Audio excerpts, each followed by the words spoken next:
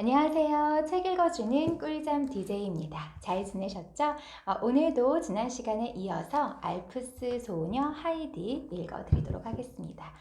지난 시간에는 그래서 할아버지의 도움으로 산 꼭대기 높은 곳까지 올라간 클라라가 혼자 꽃을 보러 간 하이디를 기다리면서 눈송이, 염소를 만지면서 이곳에 정말 영원히 너희 곁에 오래도록 머물고 싶다. 이런 이야기를 나누는 부분까지 읽어드렸습니다. 클라라가 혼자 있는 동안 외롭고 쓸쓸할까봐 혼자 있는 클라라에게 눈송이를, 염소 한 마리를 이렇게 옆에다가 앉혀준 그 하이디의 따뜻한 마음씨가 굉장히 감동적이었던 그런 챕터였습니다. 그 뒤에 이어서 읽어드릴게요. 그 사이 꽃이 핀 언덕에 도착한 하이디가 눈앞에 펼쳐진 광경을 보고 탄성을 내질렀다. 노란 시스투스 덕분에 산비탈 전체가 황금빛으로 아롱거리고 있었다. 그 너머로 다닥다닥 피어있는 파란 초롱꽃들이 바람에 하늘거렸고 따사로운 햇볕이 내리쬐는 산비탈은 귀한 향유를 뿌려놓은 듯 달콤한 향이 진동했다.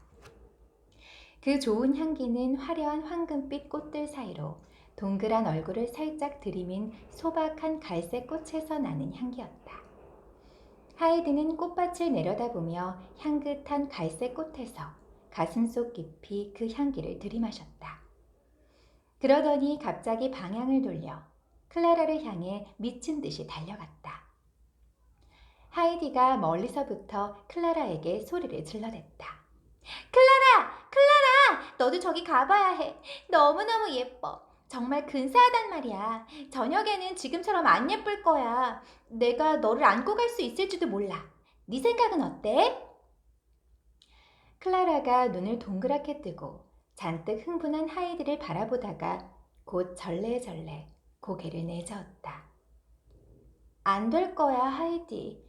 네가 나보다 훨씬 작잖아. 나도 걸을 수만 있다면. 그러자 하이디가 주변을 두리번거렸다. 무슨 다른 생각이 난 모양이었다. 패턴은 아까 누워있던 곳에서 일어나 앉아 하이디와 클라라를 뚫어지게 바라보고 있었다. 그렇게 돌부처처럼 앉아있는 것이 벌써 몇 시간째인지 몰랐다. 패턴은 눈앞에서 벌어지고 있는 광경을 믿을 수가 없었다. 낯선 여자애가 더 이상 돌아다니지 못하게 하려고 그 애를 다시 제 집으로 돌려보내고 모든 것을 끝내버리려고 그 원수 같은 휠체어를 없애버렸는데 잠시 후 그 애가 버젓이 나타나 또다시 하이디 옆에 앉아있는 것이다. 도무지 믿을 수가 없었다. 하지만 사실이었다. 언제든 눈만 돌리면 그 애가 거기에 있었다. 그때 하이디가 패터를 올려다보면서 딱 부러진 목소리로 말했다. 패터, 너 이리 좀 내려와. 패터가 대답했다. 싫어. 하이디가 다그쳤다. 내려와야 해. 어서. 나 혼자는 안 된단 말이야. 네 도움이 필요해. 어서 내려오라니까. 싫어. 또 싫다고 하자 하이디가 패터가 앉아있는 언덕으로 올라가더니 소리를 질렀다. 패터, 너 지금 당장 안 내려오면 나도 네 마음에 안 드는 짓을 할 거야. 어디 두고 봐. 그 말에 패터는 가슴이 뜨끔해지면서 더럭 겁이 났다. 아무도 알아서는 안 되는 나쁜 짓을 저질렀기 때문이다. 지금까지 패터는 자기가 한 행동이 통쾌했지만 하이디가 마치 자기가 한 짓을 알고 있는 사람처럼 말을 하자 더럭 불안해졌다. 무엇보다도 하이디가 아재한테 이를까봐 겁이 났다. 패터에게 아재만큼 무서운 사람은 없었다. 휠체어가 어떻게 되었는지 아재가 아는 날에는 패터의 두려움은 눈덩이처럼 불어났다. 패터는 자리에서 벌떡 일어나 하이디 쪽으로 갔다. 그러고는 아주 고분고분한 목소리로 대답했다. 갈게. 대신 너도 나한테 나쁜 짓 하면 안 돼? 패터가 어찌나 겁에 질려 있던지 하이디는 패터가 불쌍하게 느껴질 정도였다. 하이디가 약속했다. 알았어. 안 그럴게. 빨리 가기나 하자. 그렇게 겁낼 필요 없어. 쉬운 일이란 말이야. 클라라에게로 돌아온 하이디는 페터와 함께 클라라의 팔을 양쪽에서 잡고 번쩍 들어올렸다. 클라라를 일으키는 것은 비교적 쉬웠다. 하지만 문제는 이제부터였다. 혼자 서 있지도 못하는 클라라를 어떻게 부축해서 앞으로 간단 말인가. 하이디는 너무 작아서 클라라가 몸을 기댈 수 없었다. 클라라, 팔을 내 목에 둘러. 아주 꽉! 그렇지, 그렇게. 자, 이제 페터의 팔을 잡고 몸을 기대봐. 그러면 우리가 너를 부축할 수 있을 거야. 하지만 페터는 여태껏 한 번도 누구를 부축한 적이 없었다. 클라라는 페터의 발을 꽉 잡았지만 페터는 팔을 막대기처럼 쭉 편 채 자기 몸에 바싹 붙이고 서 있었다. 하이디가 단호하게 말했다. 그렇게 하는 게 아니야, 페터. 팔을 고리처럼 둥글게 굽혀. 클라라가 거기다 팔을 끼고 기대야 하니까. 힘들어도 절대로 팔을 풀면 안 돼. 알았지? 그렇게 하면 앞으로 나아갈 수 있을 거야. 다들 하이디가 시킨 대로 했지만 그렇다고 해서 앞으로 계속 나갈 수는 없었다. 클라라가 가볍지 않은 데다가 클라라를 끌고 가는 두 아이의 키가 너무 많이 차이가 났기 때문이다. 한쪽은 푹 꺼지고 다른 한쪽은 불쑥 솟아올라서 클라라는 몸이 기우뚱하니 당장이라도 넘어질 것처럼 보였다. 클라라는 번번이 제 힘으로 걸어보려고 시도했다. 하지만 한 발을 내밀기가 무섭게 얼른 다시 거두어들였다. 하이디가 조언을 했다. 그러지 말고 발을 한번 제대로 쾅 디뎌봐. 그럼 오히려 덜 아플 거야. 클라라가 조심스럽게 물었다. 정말? 클라라는 겁을 내면서도 하이디가 시키는 대로 발에 힘을 잔뜩 주어 땅바닥을 내디뎠다. 다른 발도 마찬가지였다. 약간 신음소리를 내기는 했지만 한 발 한 발 멈추지 않고 조심스레 앞으로 나아갔다. 클라라가 좋아서 소리쳤다. 이럴 수가, 훨씬 덜 아파. 하이디가 클라라의 기운을 북돋웠다. 한 번 더 해봐. 클라라는 하이디가 하라는 대로 한 걸음, 또 한 걸음, 그리고 또 한 걸음 계속해서 앞으로 걸어나갔다. 클라라가 갑자기 환호성을 질렀다. 하이디, 난 할 수 있어. 할 수 있다고. 봐, 보라고. 내가 걷고 있잖아. 연거푸 걸음을 떼고 있다고. 그러자 하이디가 클라라보다 훨씬 더 좋아했다. 와, 이럴 수가. 너 정말 네 힘으로 걷고 있는 거야? 이제 걸을 수 있는 거야? 혼자서 걸을 수 있어? 할아버지가 빨리 와서 이걸 좀 보셔야 할 텐데. 넌 이제 혼자 걸을 수 있어, 클라라. 혼자 걸을 수 있다고. 하이디는 기뻐서 몇 번이고 소리를 질렀다. 클라라는 여전히 하이디와 페터를 꼭 붙잡고 있었지만 걸으면 걸을수록 걸음걸이가 안정되어 갔다. 세 아이 모두 그것을 느낄 수 있었다. 하이디는 좋아서 어쩔 줄을 몰랐다. 이제부터는 날마다 풀밭에 올 수 있어. 고원에서 우리가 가고 싶은 곳은 어디든 갈 수 있다고. 클라라, 이제부터 너도 나처럼 걸을 수 있어. 다시는 휠체어에 앉아서 다른 사람이 밀어주기를 기다리지 않아도 돼. 넌 이제 건강해질 거야. 이것보다 기쁜 일은 없을 거야. 클라라의 생각도 마찬가지였다. 하루 종일 휠체어에 꼼짝없이 묶여 지내야만 하는 비참한 신세에서 벗어나 건강한 몸으로 다른 사람들처럼 걸어 다닐 수 있다면 세상에 그보다 더 큰 행복이 어디 있겠는가. 꽃들이 피어있는 언덕은 멀지 않았다. 벌써 햇빛을 받아 반짝이고 있는 황매화가 보였다. 아이들은 푸른 초롱꽃이 여기저기 피어있는 곳에 도착했다. 잠시 쉬었다 가라는 듯이 꽃들 사이로 양지 바른 땅바닥이 조금씩 드러나 있었다. 클라라가 물었다. 우리 여기 잠시 앉을까? 하이디도 바라던 바였다. 아이들은 꽃들 한가운데 자리를 잡고 앉았다. 클라라가 수건도 깔지 않고 고원의 맨 땅에 앉기는 이번이 처음이었다. 보송보송하고 따뜻하니 느낌이 아주 좋았다. 바람에 하늘거리는 푸른 초롱꽃과 황금빛으로 빛나는 황매화와 붉은 수레국화가 클라라를 애두르고 있었고 작은 갈색꽃과 꿀풀에서 나는 달콤한 향기가 주변에 그윽했다. 모든 것이 너무나 아름다웠다. 너무나. 옆에 앉아있는 하이디도 풀밭이 이렇게까지 아름답기는 처음이라고 생각했다. 하이디는 왜 그리 기쁘고 자꾸만 환호성을 지르고 싶은지 몰랐다. 하지만 클라라가 건강해졌다는 생각이 다시 떠올랐다. 주변이 너무나 아름다웠지만 클라라가 건강해진 것이야말로 하이디에게는 가장 기쁜 일이었다. 클라라는 입을 꼭 다문 채 행복에 빠져 있었다. 눈앞에 펼쳐진 아름다운 광경과 방금 전의 놀라운 경험으로 미래에 대한 희망이 싹튼 것이다. 클라라는 너무 행복해서 가슴이 터질 것만 같았다. 거기다 반짝이는 햇살과 그윽한 꽃향기까지 더하니 클라라로서는 너무 행복해 그저 입을 다물고 있을 수밖에 없었다. 말이 없기는 페터도 마찬가지였다. 페터는 꼼짝 않고 꽃밭에 누워 있었다. 하지만 페터가 침묵을 지킨 이유는 어느새 쿨쿨 잠들어 있었기 때문이었다. 병풍처럼 뒤를 둘러싼 바위산에서 조용히 산들바람이 불어오자 덤불에서 바스스 소리가 났다. 하이디는 이따금씩 자리에서 일어나 여기저기 뛰어다녔다.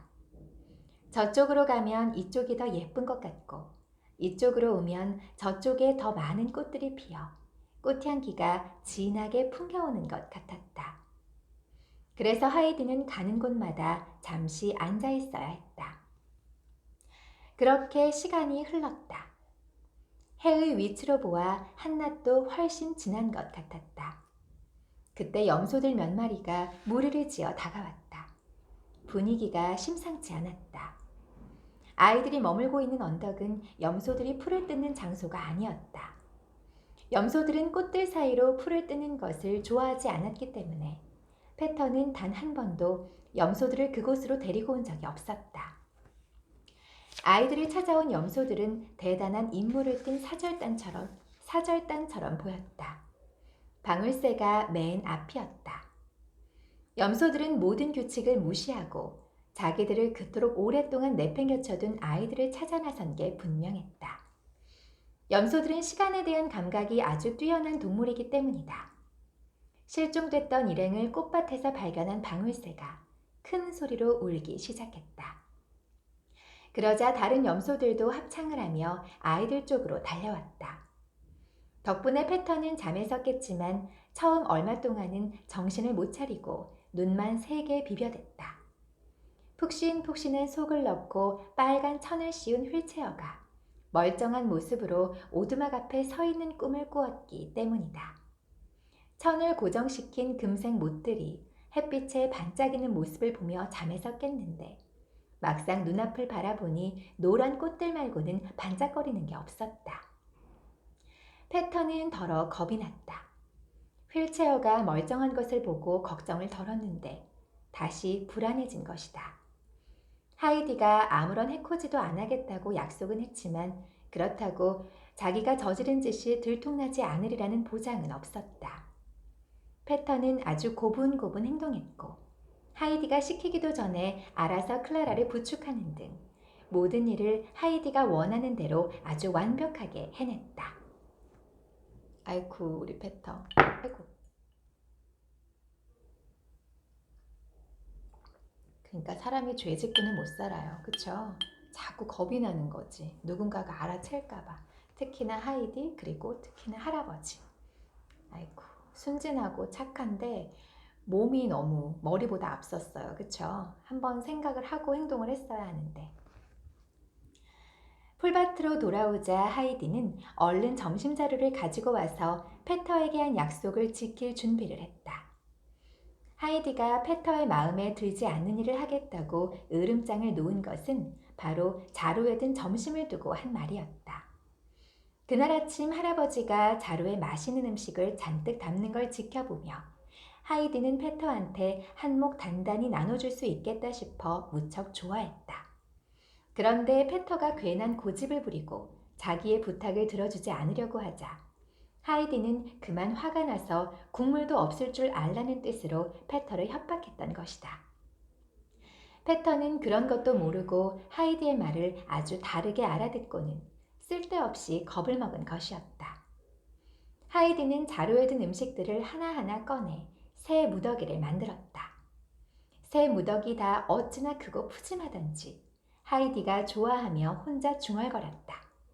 우리가 다 못 먹으면 페터한테 줘야지. 하이디는 각자의 몫을 나누어 준 다음 제 몫을 들고 클라라의 옆에 앉았다. 몸을 많이 움직여서 그런지 음식 맛이 꿀맛이었다. 하이디와 클라라는 배불리 실컷 먹었지만 하이디가 예상했던 것처럼 음식이 많이 남았다. 덕분에 페터는 처음 받은 것만큼이나 많은 양의 음식을 한 번 더 받았다. 페터는 묵묵히 마지막 부스러기까지 죄다 긁어먹었다. 하지만 평소에 느꼈던 흡족함은 느낄 수가 없었다. 뱃속에 뭔가가 들어앉아 한 입 삼킬 때마다 위장을 쿡쿡 쑤시고 숨통을 콱콱 죄어오는 것 같았다. 점심을 늦게 먹은 탓에 점심 식사가 늦게 끝나자마자 할아버지가 아이들을 데리고 풀밭으로 올라오는 게 보였다. 하이디가 쏜살같이 할아버지 쪽으로 달려 내려갔다. 낮에 있었던 일을 자기가 먼저 할아버지한테 알리고 싶어서였다. 하지만 너무 좋아서 정작 한마디도 제대로 할 수가 없었다. 하지만 할아버지는 하이디가 무슨 말을 하려고 하는지 금세 눈치채고 환하게 웃었다. 성큼성큼 클라라에게로 다가온 할아버지가 기뻐하며 말했다. 그것 봐요. 노력하니까 되잖아요. 할아버지는 클라라를 일으켜 왼팔로 안고 클라라가 잡을 수 있도록 오른팔을 내밀었다. 클라라는 든든하게 등을 받쳐주는 할아버지 덕에 아까보다 훨씬 더 두려움 없이 안정된 걸음걸이를 내딛었다. 하이디는 옆에서 환호성을 지르며 폴짝폴짝 뛰었다. 할아버지는 굉장히 좋은 일이 있는 사람처럼 보였다. 할아버지가 클라라를 갑자기 안아올리며 말했다. 너무 무리하면 안 돼요. 그만 집에 가봐야 할 시간이기도 하고요. 할아버지는 클라라를 안고 곧장 집으로 내려갔다. 그날은 그걸로 충분하고 클라라는 이제 집에 가서 쉬어야 한다는 것을 할아버지는 잘 알고 있었기 때문이다. 저녁 때 염소들을 몰고 되르플리로 내려온 페터는 사람들이 둥그렇게 모여 서 있는 것을 보았다.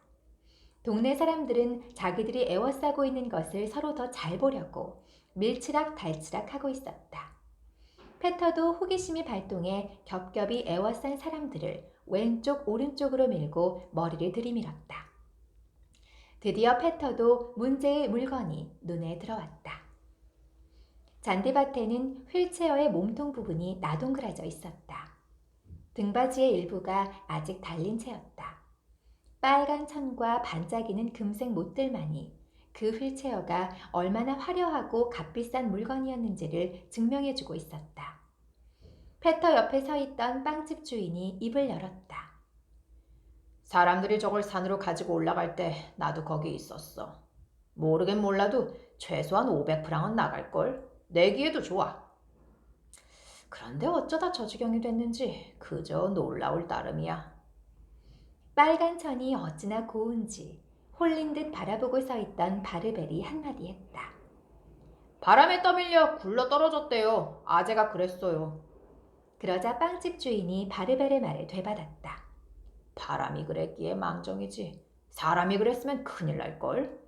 프랑크푸르트에 사는 어른이 들으면 어떻게 된 건지 당장 조사해보라고 할 테지. 내가 고원에 안 올라간 게 벌써 2년이나 됐다는 게 얼마나 다행인지 몰라. 그 시간에 거기 있었던 사람들부터 의심할 테니까. 빵집 주인의 말이 끝난 뒤에도 여러 사람들의 의견이 분분했지만 페터는 더 이상 듣지 않았다. 조용히 무리를 빠져나와 자기를 잡으러 온 사람한테 쫓기기라도 하듯 죽으림을 다해 집으로 뛰어올랐다. 빵집 주인이 한 말 때문에 패턴은 겁에 질려 있었다. 휠체어 사건을 조사하기 위해 언제 프랑크푸르트에서 경찰이 올지 몰랐다. 그것이 자기 집임이 밝혀지는 날에는 경찰이 목덜미를 움켜쥐고 프랑크푸르트로 데려가 감옥에 쳐넣겠지. 패턴은 그 모든 광경이 눈앞에 선했다. 겁이 나서 머리털이 다 쭈뼛쭈뼛 곤두섰다. 패턴은 마음에 돌덩이를 안고 집 안으로 들어섰다. 식구들이 묻는 말에 대답도 하지 않았고 저녁으로 나온 감자도 먹지 않았다. 다 귀찮다는 듯이 서둘러 침대로 가 끙끙거릴 뿐이었다. 브리기테가 말했다. 페터가 또 시금초를 먹었나 봐요. 저렇게 끙끙거리는 걸 보니 속이 많이 안 좋은가 봐요. 할머니는 페터가 불쌍해서 이렇게 말했다. 얘야, 애한테 빵을 좀 넉넉히 싸주려무나. 내일은 내 빵도 하나 주고. 한편 클라라와 나란히 침대에 누워 별을 올려다보고 있던 하이디가 클라라에게 말을 걸었다. 너 오늘 하루 종일 이런 생각 안 들었니? 우리가 아무리 간절히 기도를 해도 하느님께서 더 좋은 뜻이 있을 때는 그 기도를 안 들어주시는 게 참 다행이라는 생각 말이야. 클라라가 물었다. 갑자기 무슨 말이야? 내가 프랑크푸르트에 있을 때 말이야. 난 당장 집에 가게 해달라고 얼마나 열심히 기도했는지 몰라. 하지만 갈 수가 없었지. 그래서 난 하느님이 내 기도를 안 들으신 줄 알았어. 하지만 그때 내가 곧장 집으로 돌아왔다면 넌 여기 못 왔을 거야. 여기 못 왔으면 지금처럼 건강해지지도 못했을 거고. 클라라가 곰곰이 생각에 잠기더니 잠시 후 입을 열었다. 하지만 하이디, 그렇다면 우리는 아예 기도를 할 필요가 없지 않을까? 어차피 하느님께서는 우리가 알고 있는 것, 우리가 기도하는 것보다 더 나은 생각을 하고 계실 테니까 말이야. 하이디가 열심히 설명했다. 그렇지 않아, 클라라. 네 말대로 그렇게 될 것 같니? 우리는 날마다 하느님께 기도하고 모든 것을 간절히 구해야 해. 그래야 하느님도 아시지? 모든 것은 하느님이 주신다는 것을 우리가 잘 알고 있다는 사실 말이야. 우리가 하느님을 잊으면 하느님도 우리를 잊어버리신다고 할머니가 그러셨잖아. 중요한 건 우리가 바라고 기도하는 것이 이루어지지 않는다고 해도 기도하는 것을 멈추면 안 된다는 거야. 하느님이 듣지 않으시는구나 하고 실망하면 안 돼. 우리는 계속해서 이렇게 기도해야 해. 하느님, 하느님께서 분명 더 좋은 것을 계획하고 계시죠? 전 다 알아요. 하느님께서 모든 일이 더 잘 되게 준비하고 계시니 저는 얼마나 기쁜지 모르겠어요. 하고 말이야. 클라라가 물었다. 넌 그런 걸 다 어떻게 알았니? 하이디가 침대에서 일어나 앉으며 대답했다. 처음에는 할머니가 말씀해 주셨는데 나중에 보니 일이 정말 그렇게 됐어. 그래서 나도 알게 된 거야. 클라라, 오늘은 하느님께 특별히 더 감사해야 해. 네가 혼자 걸을 수 있게 해주셨잖아? 정말이야, 하이디. 말해줘서 고마워. 너무 좋아서 하마터면 잊어버릴 뻔했어. 하이디와 클라라는 하느님께 기도를 드렸다. 늘 골골하고 허약했던 클라라에게 그토록 멋진 선물을 주신 것에 대해 각자 제 나름대로 감사를 드렸다. 이번 영상은 여기까지 하겠습니다.